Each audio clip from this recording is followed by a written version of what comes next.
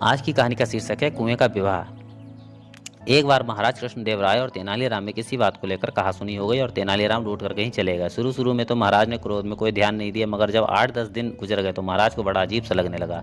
उनका मन उदास हो गया। उन्हें कुछ चिंता भी हुई। उन्होंने तुरंत सेवकों को उनकी खोज में भेजा। उन्होंने आसपास का पूरा क्षेत्र छान मारा, मगर तेनालीराम का कहीं पता न चला। महाराज सोचने लगे कि अब क्या करें।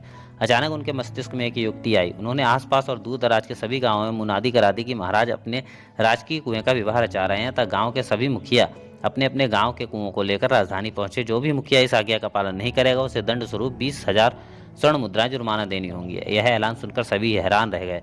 भला कुएं भी कहीं लाए ले जा सकते हैं? कैसा पागलपन है! कहीं महाराज के दिमाग में कोई खराबी तो नहीं आ गई? जिस गांव में तेनालीराम वेश बदल कर रह रहा था, वहां भी यह घोषणा सुनाई दी।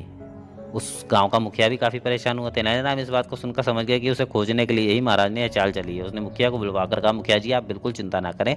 आपने मुझे अपने गांव में आश्रय दिया है, तो आपके इस उपकार का बदला मैं अवश्य चुकाऊंगा। मैं आपको एक तरकीब बताता हूँ। आप आसपास के गाँवों के मुखियाओं को एकत्रित करके राजधानी की ओर प्रस्थान करें। मुखिया ने आसपास के गाँव के मुखिया एकत्रित किए और सभी राजधानी की ओर चल गए। तेनालीराम उनके साथ ही था। राजधानी के बाहर पहुंचकर वे एक स्थान पर रुक गए। उनमें से एक को तेनालीराम ने मुखिया का संदेश लेकर दरबार में भेजा। वह व्यक्ति दरबार में पहुंचा और तेनालीराम के बताए अनुसार बोला, महाराज, हमारे गांव में के कुएं विवाह में शामिल होने के लिए राजधानी के बाहर डेरा डाले हुए हैं। आप कृपा करके राजकीय कुएं को उनकी अगवानी के लिए भेजें। महाराज उनकी बात सुनते ही उछल पड़े। उन्हें समझते देर नहीं लगी कि तेनालीराम की सूझबूझ है। उन्होंने तुरंत पूछा, सच सच बताओ कि तुम्हें ये युक्ति किसने बताई? महाराज, कुछ दिन पहले हमारे गांव में एक परदेशी आकर ठहरा है। उसी ने हमें ये तरकीब बताई है। कहाँ है वह?